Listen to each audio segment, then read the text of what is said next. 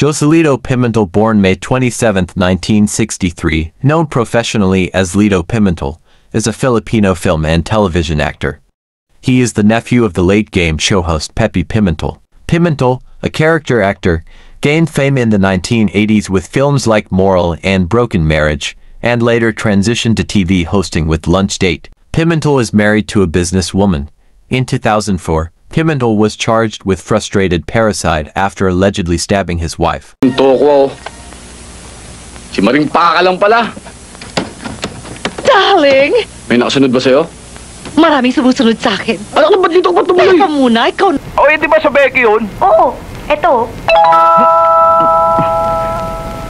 Sige na, 30,000 lang eh. Kahit anong sabihin mo sa akin, hindi ako bibili niyan. Kita mo to si Tachi oh. Tansing! Ano ka ba? Ha? Tansing! Tansing! Kita mo... O bakit? Mainit kami ron eh. Ganun ba? Oo. Kasi yung talya na pinagtatabuhan namin, nagsara. Oo, tama. Mekaniko ka nga pala. Nakita kong madong umuwi si Rodolfo eh. Hindi kaya nagtana na yung dalawa. Sige, Malo, salamat ha. Mauna na ako. O, sige. Mawa ka naman sa amin.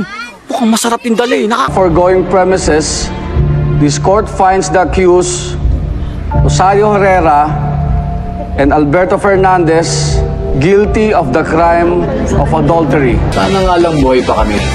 Mukhang effective din yan sa mga multo. Habang suot mo yan. This matter tomorrow. Magpahinga na kayo. Ang importante, buhay kayo para Diretsahin mo nga ako, Carmela. May kinalaman ba kayo ni Manang Peses sa nangyari sa anak ni Mr. Nieva? Gagawin ko yan, Yaklod. Kakalimutan ko si Rodora. Tigil ko paghanap sa kanya. Nahuli ko, pumupusit, papasok ng monasteryo. Sabi ko sa'yo, kahit anong mangyari, hindi ko papabayaan. Paglaki mo, sa'yo naman natin ipapangalan yung iba nating ani. Daldit, dalangita! Yay! Yung extra sa ibang sakan, baka may naghahanap. Anong karapatan mo makipag-usap tungkol sa anak ko? Kung sira yung araw ninyo mag-ina, walang pwedeng sumira. Para sa pangarap mo. Bumalik tayo doon at ginagawa mo dito, ha?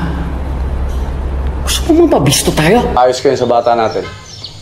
Pero parang 7. Parang 5 lang yung kailangan binibreak in muna. Anak, inihahanda kita. Ako na ang negosyo sa abot ng mga kaya ko. Ng asawa ko, pati si Camille, at yung anak mo, si Andre. Ang mapatituluhan, nabili mo. Devices na pwedeng ma-wiretap. Paano ka nga pala pumunta dito? Siguradong panalo ka. Kahit mahirap tayo. Sakto. On the way ako. Atid na kita. May dala akong sasakyan. Walang bago doon. Pero bakit pati ako? Binagsisilbihan ko na siya.